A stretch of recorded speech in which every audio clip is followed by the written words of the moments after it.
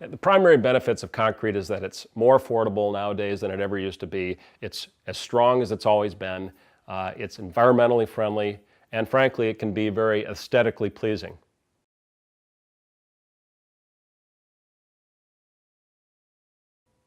Yeah, concrete's a lot more affordable nowadays compared to how it used to be just 5 or 6 years ago. In fact, we can build concrete parking lots for typically about the same cost of building an asphalt parking lot up front. The initial install cost is, in today's market, with a competitive, with the proper contractor and a very proactive ready-mix producer, it can and will be cheaper than an asphalt on initial cost. We found out that there was less sub-base required, little or no maintenance involved, and the cost over the long term was going to be less for concrete, over the lifespan of the concrete compared to the lifespan of the asphalt. With the equipment we have these days, you can put a parking lot down just as quick or quicker as you would an asphalt parking lot. Once a concrete parking lot gets built, the building owner or the facility owner then benefits from the savings that concrete gives the owner. They don't have to spend the money on seal coating and overlays.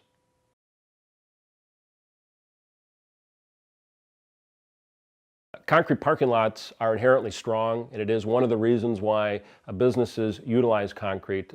Inch for inch, concrete is about 20 to 30% stronger than asphalt pavements. With concrete, we found out that we needed quite a bit less sub-base. We could use almost a half or 2/3 less sub-base. Any given parking lot could have different thicknesses throughout the parking lot depending on the area of the parking lot and the intended use of that area of the parking lot. We have a lot of heavy-duty traffic coming in here. Every day we have multiple loads. So concrete's just gonna, be quite a bit stronger. Durable is no question. It's gonna last longer. So historically, anytime you have heavier traffic vehicles, trucks, delivery vehicles, things like that, concrete is a superior construction material for parking lots.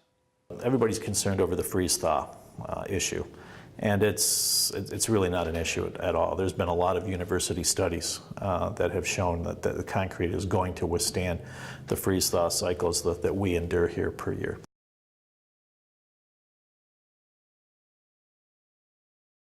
Depends on the intended use of the parking lot.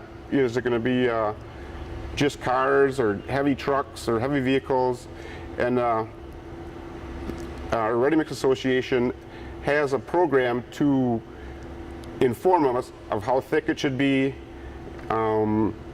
per traffic volume, per type of vehicle per day that would be entering that parking lot. And it could change. Like you could have to pour it maybe 6 inches thick in some place if you've got heavy truck traffic coming in daily. American Concrete Institute, which is kind of like the Bible for concrete gurus, recommends a 4,500 psi for state of Wisconsin for anything exterior, and that would be like with a water cement ratio of about 0.45 is optimal. You want to pour it about 3.5–4 inch slump. And you want to use good graded materials, good clean materials, good clean sand, good clean stone with minimum grittage mix. And we would submit that to the engineer or to the owner or the Ready Mix Concrete Association to ensure that the proper products were being used in the concrete mix for that.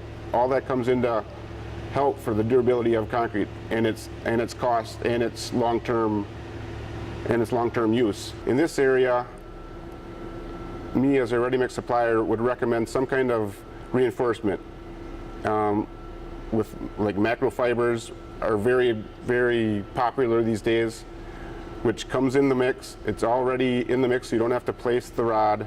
It's already in the right position in the parking lot, and it supports the ready mix in its whole as far as holding together, as far as shifting ground. I would recommend that you'd want some kind of reinforcement in your concrete parking lot.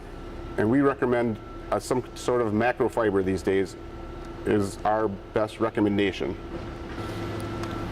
Yes, as far as reinforcement in concrete, ACI does not recognize, ACI 330 does not recognize that you need to use it, but I would say in this part of the country, you would want to use some kind of reinforcement in the concrete just for a good insurance policy because of the freeze-thaw cycles around this area and to help the durability of the concrete.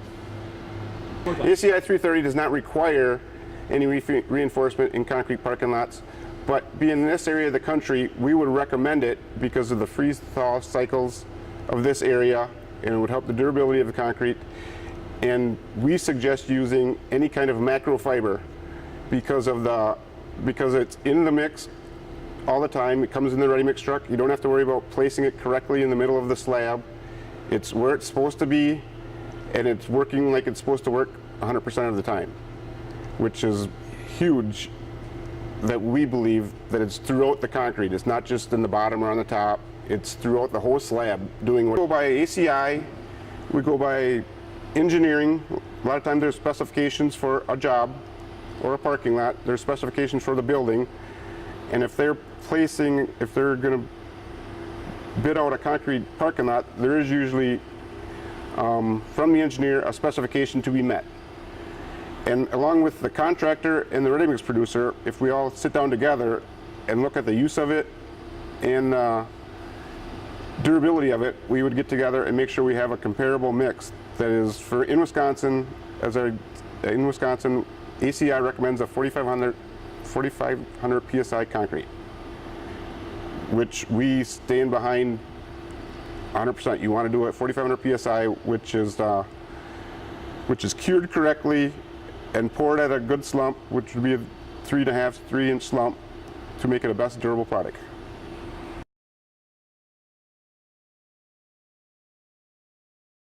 Concrete's got cement, sand, and stone, so it's a pretty green product. There's not a bunch of oils and stuff going into the ground. So, and the look is it's reflective, holds up better for plowing, snow plowing.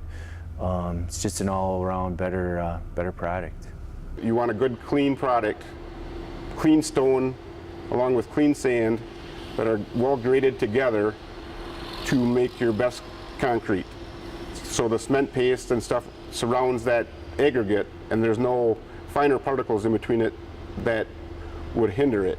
You don't have to worry about potholes or random cracks. Our concrete's going to be saw cut, evenly spaced, so it's a real neat, even look, rather than just a big black space. So I think concrete is quite a bit better to look at as far as the aesthetics. LEED credits are of which materials are in your product. And in concrete, a lot of it is, if it's manufactured locally from local materials, you will get credits, or because of the product itself. And some of the supplemental products used in concrete are slag these days or fly ash, which are both beneficial, actually help enhance the concrete more than hurting it. It actually is better for the concrete.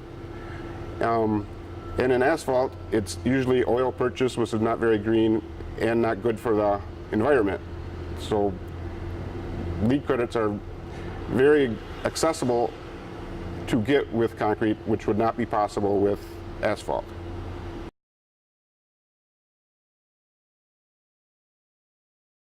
Too many engineering firms aren't familiar with concrete parking lots and the proper ACI 330 design specification, or the overlay guides that do exist out there. That information is readily available, but as I mentioned, through the National Association Design Assistants and educating these engineers on the proper design, educating an owner that depending on their traffic load, 4.5 inches of concrete may be more than adequate. Not the specified 8, 9, and sometimes even greater than that. Another thing we're seeing nowadays compared to just a few years ago is that concrete contractors are utilizing high-tech laser screed paving equipment, and they are able to basically translate that into large productions. They can do a lot of concrete in a short amount of time, and that basically means savings for the parking lot owner. They can convert that into a low cost or a relatively low cost per square foot compared to asphalt. A lot of our concrete pads have to slope a couple of different ways, so with Northern's 3D system on their laser screed enables them to pitch it the way that we need it to drain into our retention pond. Concrete parking lots today are competitive on a first cost basis, largely because of the contractor. In the past, and I have met with several contractors around the nation, some very large national contractors, by the way, that typically a contractor is only able to do maybe 15 or 18, maximum of 20,000 square feet a day. And they have a very large crew, typically 15 people, let's say, on that. So on a large parking structure, they're going to be there for several days. They're going to have a lot of setup time between pours. It's going to be poured in strips or checkerboard as in the past. But that's all changed. Today, with the 3D profiler technology, a contractor is able to take this 3D profiler and map the existing as-built conditions, or they can input the survey data into their 3D computer system and lay out and actually pour very large volumes. We have contractors that are pouring as much as 50, 60, 70,000 square feet a day with a 7 to 10 man crew. So now the concrete contractor with this technology can compete with their asphalt counterparts. Number one, on daily productivity. They're competing on an equal basis, maybe even have the labor beat versus an asphalt contractor. And the material cost in most cases is equal or less than asphalt, yard for yard, ton for ton as well. So that's what makes the concrete contractor competitive today, is the proper technology. There's a number of laser screeds throughout Wisconsin and the surrounding states as well, but unfortunately, only a small percentage of those concrete owners with laser screeds have the 3D technology. So when an average contractor is competing for a slab, they're typically up against several other contractors who can do the work competitively as well. But when it comes to the parking lot, the 3D contractor is virtually bidding by himself, probably only bidding against asphalt on a bid that has a request for an option. They may be the only one bidding that particular concrete portion of the bid. So it really, the concrete contractor sees a lot less competition with a 3D profiler versus for parking lots versus their interior slab work. Obviously, for an owner, they're going to be much more comfortable knowing that they're working with a contractor that's experienced. And Northern purchased their first 3D system from us 5 years ago. They've since purchased a second as well. And from what I hear, these guys have done over 4.5 million square feet of concrete in the last 5 years. So you're looking at, you're dealing with a very experienced and reputable crew.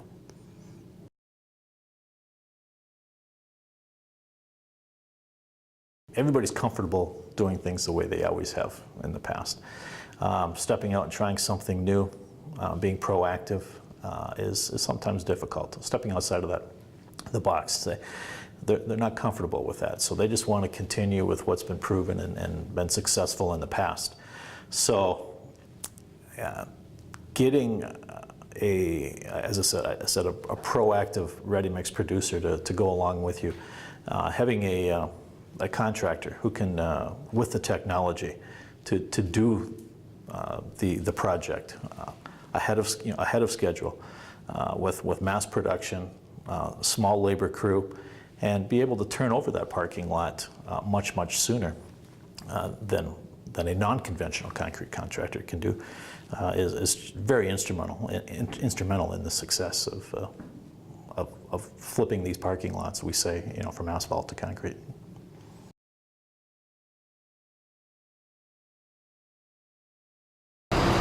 fire at will. All right, when we first get to the job, we always check out our sub base, make sure it's good and hard. After that, we set our forms, then we start grading with our laser grader. When we get that all done, then we start pouring. They come in, they dump out the concrete, then we screed it all off with our laser screed. We float it. As it's getting harder, then we'll start edging it and brooming it. Then we're done brooming it, we put on a good coat of sealer, and then we have a guy who comes back after us and does all the saw cutting.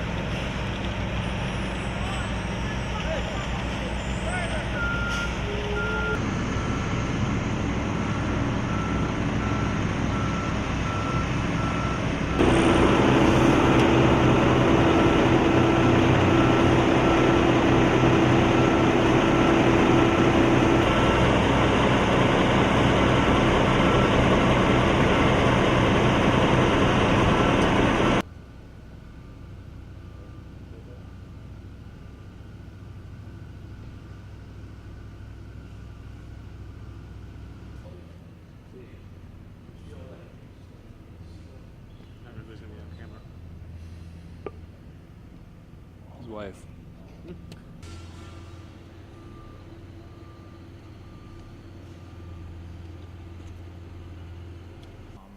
They'll show your different surfaces, the breaks in those, but they'll also show your valleys too.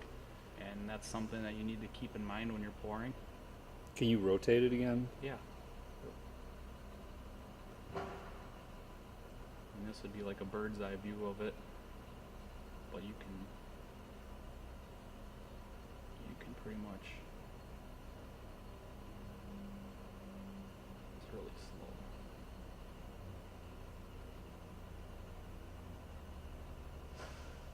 What this is doing is it's showing the screed head going up and down. That's why this height is constantly changing. But normally, Is that what's moving there? yep, the R and the L would be the right side would be the target, and the left side would be